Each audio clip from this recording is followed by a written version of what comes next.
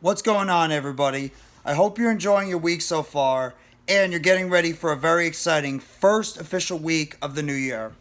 This is NYG Jeffy T85 here, and I'm bringing you the keys to victory for the New York Giants as they get ready for their season finale. Yes, I can't believe I'm saying this. Regular season finale against the Philadelphia Eagles at Lincoln Financial Field in Philadelphia, Pennsylvania. And I mean, man, what a crazy... I can't believe the football regular season is already coming to an end this coming weekend. It's just amazing to think about how fast the NFL season goes every single year. Just when you think that the NFL season, can't go any faster, can't get any quicker, it just seems like we get into the beginning of September and we're all pumped up, getting ready for the regular season to begin, and then just like snap of a finger and it's already the end of December, early January, and we're already at the end and we're getting ready for the playoffs. But before I start my keys to a victory video, I just want to continue to give a special, prayer and all the love and all the prayers out and thoughts to Damar Hamlin, the Buffalo Bills safety who recently just got injured on Monday Night Football.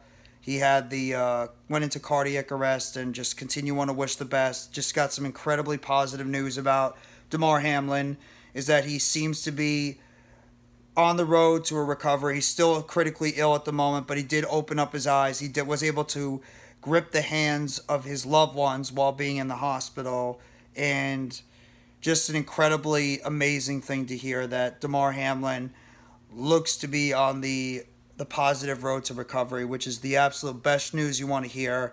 Continued prayers and thoughts and love out to the Hamlin family. This kid's an amazing kid. Started that toy fund that he did in 2020.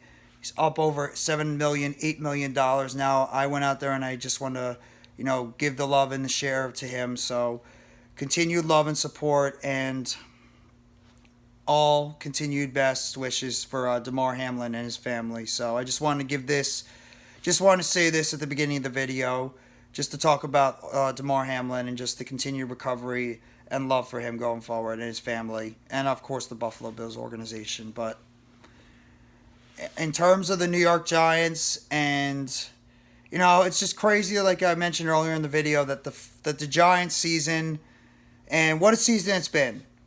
Nobody expected this team to be in the position that they're in right now. They are 9-6-1 on the season, have the opportunity to play spoiler against their divisional rival Philadelphia Eagles this Sunday at Lincoln Financial Field, a stadium that the Giants have pretty much called a house of horrors for the past, 10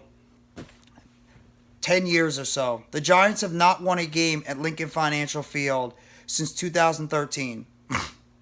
A couple of years after the team won the Super Bowl. That's how long it's been since the Giants have won a game at Lincoln Financial Field. So this is going to be a test. We beat the Colts. We massacred the Colts last week. Got us in the playoffs. We are locked into the number 6 seed. And the biggest question that is, will the Giants play their guys or not? Now, this is a pre-recorded video, so you'll probably find out who is going to be playing and who's not by the time we get to the game on Sunday. But if I'm Brian Daboll, I'm still playing his players. I'm still playing his starters. Even for a little bit, continue to keep the momentum going. And this is an opportunity for the Giants to, go out there and get more fired up and ready for the playoffs as they come closer. As we're on the horizon to the NFL playoffs that'll start next week. Just to think about it, the NFL wildcard round will start next week. The Giants will most likely be on the road. The only chance that they will have a home game is if they play the 7th seed in the NFC playoffs. That's the only way the Giants will have a home game in this season, is if they play the 7th seed, and then they will have a home game at MetLife Stadium. Looks unlikely, but you never know. It's the NFL playoffs. Anything and everything happens when you talk about the playoffs in every single sport, especially in the NFL. You might think that this team is going to be going through and ripping through everybody, but they could end up falling on their face, and it could be an opportunity for the New York Giants to go in there and capitalize on the situation when many believe that it's not possible. So we'll have to wait and see. We'll have to wait and see what's happening. But the Giants still have one more test to go in this regular season before they get ready for the NFL playoffs. Now to get to the keys to the victory for the New York Giants. And my first key to the game. For the New York Giants to pull off this victory against the Philadelphia Eagles, you have to be able to run the football better than you did the first time. The Giants struggled the first time to be able to run the ball consistently against the Philadelphia Eagles when they played at MetLife Stadium all the way back in Week 12.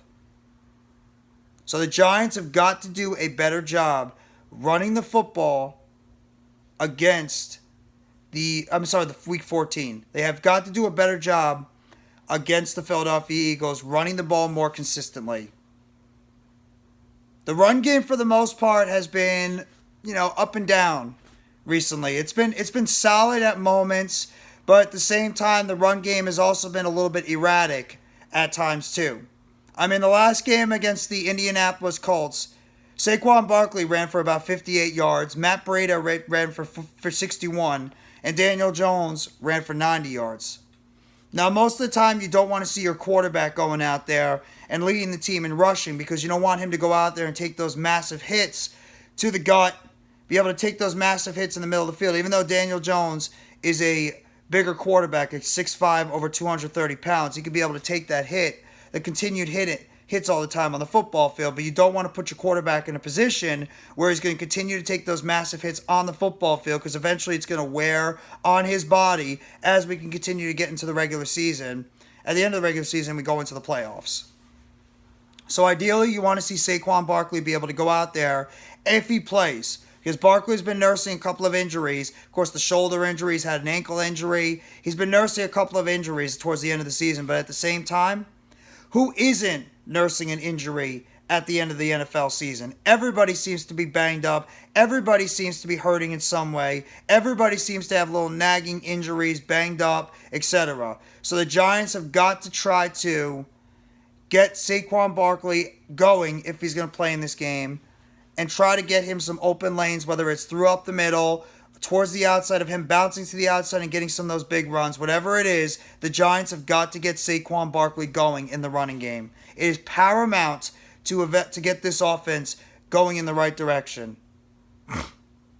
So hopefully Saquon Barkley can get it going in the running game. I would get Matt Breida and Gary Brightwell some more snaps in this game because of the fact that the Giants will not be moving up or down in terms of the seeding. They are not winning the division. They are not dropping to the 7th seed. They are not going all the way up until 5 because even if the Giants somehow have the same record as the Dallas Cowboys, it doesn't matter. Dallas beat them twice in the regular season. The Giants only have one win in the division. They have 3 losses and they have a tie.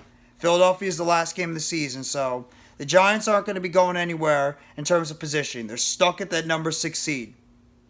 So at the same time, I want to see this Giants team go out there and really, really make a statement in the running game. And of course, it's going to lead into key number 2, which is going to be they're going to have to do the exact opposite of running the football. They're going to have to stop the run against Philadelphia. And our good friend, Boston Scott, Miles Sanders, Kenneth Gainwell, and what looks like he's going to play, Jalen Hurts. The Giants have got to do a better job at stopping the run. The last couple of weeks, the Giants have done much better in terms of run stopping. Since Landon Collins has come into the lineup more consistently, as you know, that first middle back like a hybrid linebacker / safety. Jalen Smith, the defensive tackles as well. The running game hasn't been gashing the Giants as badly as it has for most of the season. But you also have to talk about the fact you're going against arguably the best offensive line in the NFL. The Eagles arguably have the best offensive line in the National Football League. And the Giants have been taking advantage of bad offensive line play with the Indianapolis Colts and the Minnesota Vikings. And the Giants' run defense has, for the most part, been able to step up their game and been able to hold the Minnesota Vikings and the Indianapolis Colts to lesser yards in terms of running the football. So the Giants have got to continue to play better against the run and not allow these run games to continue to gash them up the middle, gash them to the outside, having the outside linebackers being beat on the outside and contained. Giants have got to continue to do well stopping the run, because that's how Philadelphia's offense completely starts going, is they have their big offensive line run block enough, push the defensive line backwards, and be able to open those holes, for the offensive line to continue their dominance and allow the running game to get going. So the Giants have got to be able to clog up the middle, not allow Sanders, Hurts, Gainwell, Scott to be able to run up the middle of that defense, and allowing the linebackers to potentially miscontain in the inside. So hopefully the Giants can continue to do that against this Philadelphia Eagles team in this game on Sunday. And that's going to lead into my third key to the game. And this is obviously an important one. Special teams has got to become a bigger factor for this team. And it's not just the kicking of Graham Gano. It's got to be an all-around effort for this Giants team in terms of special teams. They've got to do better in punt coverage. They've got to do better in kick coverage. They've got to do better in punting the football. And I'm not talking about Jamie Gillen in terms of booming the football down the field. Jamie Gillen has got to do a better job directionally kicking the ball to not allowing Boston Scott or whoever's back there, Brandon Covey, any of these guys for the Eagles to be able to get a big return against the New York Giants, because they did that twice already. Twice in the game last time the Giants played the Eagles at MetLife. Boston Scott got a couple of big returns after the Giants scored on the offensive side of the field. The Giants cannot allow the Eagles special teams to dictate the field of position. If the Giants allow the Eagles to dictate the field of position, the Giants could end up being in for a long day in this game. You cannot allow the Eagles to dictate the field of play. Plain and simple. The Giants have got to go out there, and they've got to be able to get themselves better field position in terms of punt and kick coverage, as well as punt and kick return.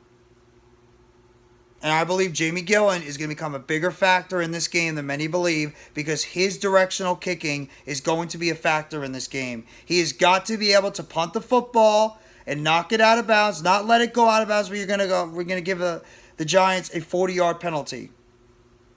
But knock the ball out of bounds at a certain point and put the Eagles in negative field position to start their drives. So I want to see Jamie Gillen doing that. And it's also going to rely on guys like Richie James and Gary Brightwell to be able to punt and kick the ball, punt and kick return, and get the Giants in a better field position than just starting at their own 20, 25, 30-yard line. I'm not worried about Graham Gano in the kicking game. Graham Gano has been almost as automatic as possible. Graham Gano, for the most part, has been almost as automatic as possible in terms of the kick game. I cannot complain about Graham Gano. The guy goes out there and continues to just kick consistently for the New York Giants on special teams every single time he's out there. But at the same time, I have to see this football team do much better on the special teams. We are getting crushed all the time, every single game. Whether it's punt coverage, kick coverage, punt return, kick return. The special teams is still not all the way there besides Graham Gano. And that has got to get better if this Giants team wants to make a true impact on the special teams going into the playoffs. Because field position is going to play a bigger part when you get into the dance rather than when you're trying to get into the dance. So hopefully the special teams is going to be able to step up in this game. So running the football, stopping the run, special teams. Fourth key to the game. Play your starters. This has been the biggest debate, and I made a video about this earlier in the week. The biggest debate with the New York Giants is, are they going to play their starters or are they going to rest their starters? In my opinion, I think the Giants should play their starters.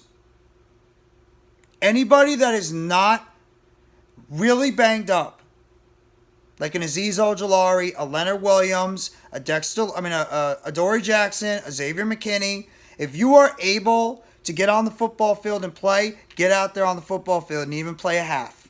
I'd play Barkley for a little bit. I'd play Jones for a little bit. I'd play Dexter Lawrence, Julian Love, Fabian Moreau, Jalen Smith, Landon Collins, Andrew Thomas, Evan Neal, Kayvon Thibodeau. Anybody that is a key contributor for this New York Giants football team that is not really banged up, want them on the football field to go out there and start playing. Because you play to win. You don't play cautious in the NFL. Because if you play too cautious, worrying about somebody getting hurt, that's when somebody will end up getting hurt. You have to go out there and play the football game. Take a chance. Because if you don't, maybe somebody ends up getting hurt. So the Giants cannot be scared of a football player getting hurt in this game. Go out there and take a chance. Don't play scared. So I want this team to not rest their starters. I know you might be thinking that's not really a key to the game. That's just more of a prediction or what you want. It's a key if the Giants want to win. Because if they rest their starters, they're pretty much conceding the football game. Because Philadelphia is going to be playing this game. They need to. The Philadelphia Eagles want to win this division. They want to get the number 1 seed in the NFC. They want everybody to be coming through Philadelphia. And if the Giants don't play their starters, it's going to be a very tall task for these backups to go out there and beat a Philadelphia team that steamrolled the Giants earlier on. And crazier things have happened, though. It is the NFL, so you never know. And my 5th key to the game? Let Daniel Jones keep ripping it. Daniel Jones is coming off a monster game against the Indianapolis Colts, where he scored 4 touchdowns, 2 passing and 2 running. They're taking the handcuffs off of Daniel Jones, and Daniel Jones is rewarding them right now with backup wide receivers and Richie James, Isaiah Hodgins, Darius Slayton. Daniel Bellinger going out there and playing well as the starting tight end, and Daniel Jones is ripping it. They finally took the handcuffs off DJ, and he's going out there and he's playing great. Let Daniel Jones continue to go out there and continue to throw the football, run the football. Just let Daniel Jones cook. Plain and simple. Let Daniel Jones go out there and throw the football to his open targets because he's been hitting the tight window. He's been throwing the back shoulder. He's been throwing pinpoint right to his receivers. He's had a couple of misses here and there, but at the same time, Daniel Jones has been playing like a franchise quarterback. Let Daniel Jones cook. Don't hold him back. Don't, put the handcuffs back on him. Let Daniel Jones go out there and play his type of football. Whether it's running the football off bootlegs, off read options, short passes, wheel routes to the outside, handoffs to the middle, fake handoffs, whatever it is. Let Daniel Jones just play his football. If Daniel Jones continues to play his type of football, Giants fans, we should feel confident because right now Daniel Jones, he's playing good football, and he has played good football for most of the season.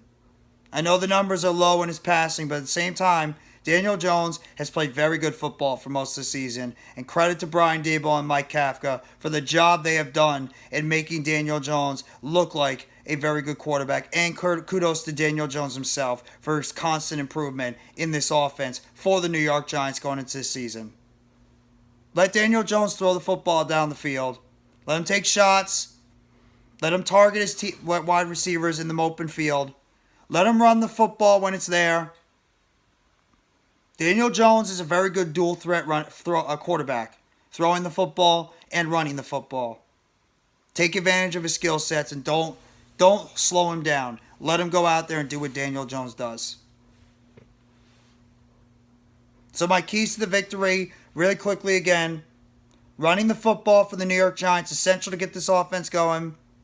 Stopping the run. Do not allow the Philadelphia Eagles and Jalen Hurts and their running backs to get going in the running game, which eventually get their passing game going.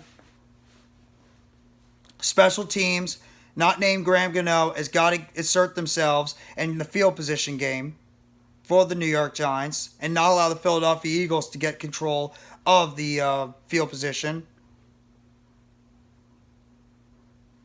Don't rest your starters.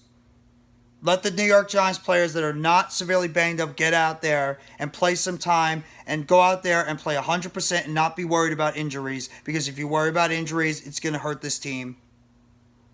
And players are going to get hurt.